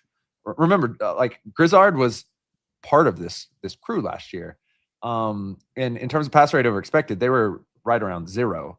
And I think, with a full deck of cards, we would have said this offense was better. Now they are solidly below in terms of pass rate over expected. That signifies to me that they don't believe in the passing game anymore. And I think the reason they don't believe in the passing game is because everyone is hurt. And so the question is, this is a team that is habitually hurt as a result. So at what point do you try to roll it over and make sense of it? The 49ers did not decide to do that with their offense in particular, even though they did let Deebo Samuel go. And it worked out for them. So I do think this is another turn the page type year. I think they're probably fine with a healthy Baker. I will note that when the Baker MVP chants were going, we had internal discussions about why his SumerScore was more like that of a above average starter. I do think that kind of caught up to him in the middle portion of the year, particularly as the injuries started to come. And so I do think there could be questions about whether Baker Mayfield is a long-term answer or a potential future Pro Bowl or All-Pro. Like, can he get you to the heights quarterback? I'm not willing to start those per se right now just because I worry about the injuries. And I do think we could have like a Brock Purdy-esque year next year where maybe the interceptions are still there, but he's still very effective. With all of those weapons. Sad. Yeah, it's just kind of sad because this team is banged up, about as banged up, and has been the entirety of the season. And they were able to kind of make it work at the beginning of the season with a lot of tight wins, and that catches up to you as the season goes on. Yeah, and that is definitely reflected in his week-by-week SumerScores. Like, started off much stronger, right? Like, to your point, even then when people were chanting MVP and we were like, not quite MVP, but like second half of the season, we've seen a lot of below average scores for Baker. Like, you can just see it in terms of the week by week scoring system, like where stuff started to maybe shift. And the fact that it started off strong with like a 6, 6, 7, 4, 9, you're like, okay, so we can do this. And then it starts to dip into an area that is a little bit less positive. And it just makes me wonder why. Like, it's not like you forgot to do all of these things that you were able to do at the beginning of the season. When it kind of goes down, that makes me wonder how much of that is attached to injury as opposed to, suddenly just forgetting how to do these things and do them well. And also, for that middle part of the season, wonder how much his play was impacted by the people that he had on the field around him, you Yeah. know? And I think there is a question to ask as we start to look per se at the coaching carousel, where it's like, we know that Todd Bowles can win games in Tampa, but he is a defensively led coach who has sent 2, and if there's a bounce back year, presumably 3 offense coordinators to other teams. And the defense has not really been immensely successful from a impact EPA perspective in any of those years. And so there is this is more of a philosophical question, of course. And I think Nick Sirianni faces a lot of the same stuff. Dan Campbell, definitely. We spoke about that a couple of weeks ago, faces some of the same stuff, even though Dan Campbell did call plays to, for the most part, success this year. But this is going to continue to be a conversation of whether like it really makes sense to have a non-offensive play calling head coach when it seems that there is variance year to year if you have success with your play callers. I don't feel comfortable suggesting that any kind of move like that should be made now I agree. because of the injuries, which just make it feel fluky to a degree. And then secondarily too, looking at the coaching names that are available. Like this is not a year like last year where you had Ben Johnson and like some big names that you were like, go get them. Go get them. This is a big get. I just don't feel like we have those types of names in the mix this year. So what I always say, and I'm not the person who made this up, I want to say it was anyway. The question when you're going to get rid of anybody is, and then what? Mhm. Right? Like you have to have that answer, and you have to be pretty sure that that answer at least might be a massive upgrade. And if you're just changing to change, I think that that's dumb process. Yeah. So, especially when you have somebody that has proven that he can have some success. So, like, let's just let this ride. That's my thought. I know Yeah. that people in Tampa Bay, depending on how this goes or how this plays out, might be like just looking for change for the sake of change to make it feel like I have a reason to get excited again. But I think that injuries and roster and an off season that lies ahead with an opportunity to add some depth to some of those positions. And then let's also take a moment to celebrate the fact that they added the wide receivers that they did in the draft when we were like, but their wide receiver room's so good already. Like, thank God they did. Right. Like the process there was so strong in that regard. And that's why they're in a position to still make the playoffs, despite the fact that they missed just about everybody who's important to their offense for long stretches. Yeah. I think the only change that would even make sense, which we've seen Joe Brady turn down multiple other roles before, would be Joe Brady. Because like we've seen Joe Brady be able to be successful or relatively successful in multiple different environments at this point. And so I'd love to see him with all those weapons, but can those weapons stay healthy? I don't know. It probably doesn't look great as a result without an experienced head coach who can kind of manage the players and personnel through that. So I totally agree with you. I just do think it is an interesting thought experiment, particularly as we get to the close of the season, in a season where it seems like there's not a lot of good head coaching hires, smash hires, as there have been. I mean, last year, Kellen Moore was like no hoopla hire. And Kellen Moore was the offensive coordinator of a Super Bowl team who had led Dak Prescott, Justin Herbert, and Jalen Hurts to really good years. And everyone was like, oh, yeah, that's a good hire. And this year, I think Kellen Moore would probably have been the biggest hire out of any of them. So it is an interesting way how it turns. So I feel like that's a conversation that we'll have more next week once the season is put to bed and it is the day that the NFL does not like to call Black Monday, but everybody does anyway. So we'll find out which coaches are in and which coaches are out the next time you see us. That's a week from now. That is all of the teams. We'll see how this shakes out this week with those fun head-to-head matchups.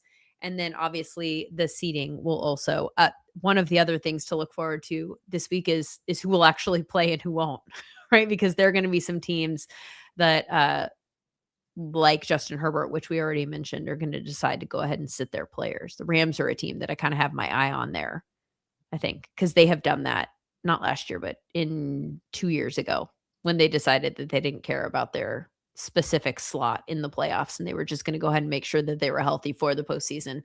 So we'll monitor those stories for the rest of the week as we enjoy another holiday week. I hope you guys all have a wonderful new year, and we'll see you again in 2026.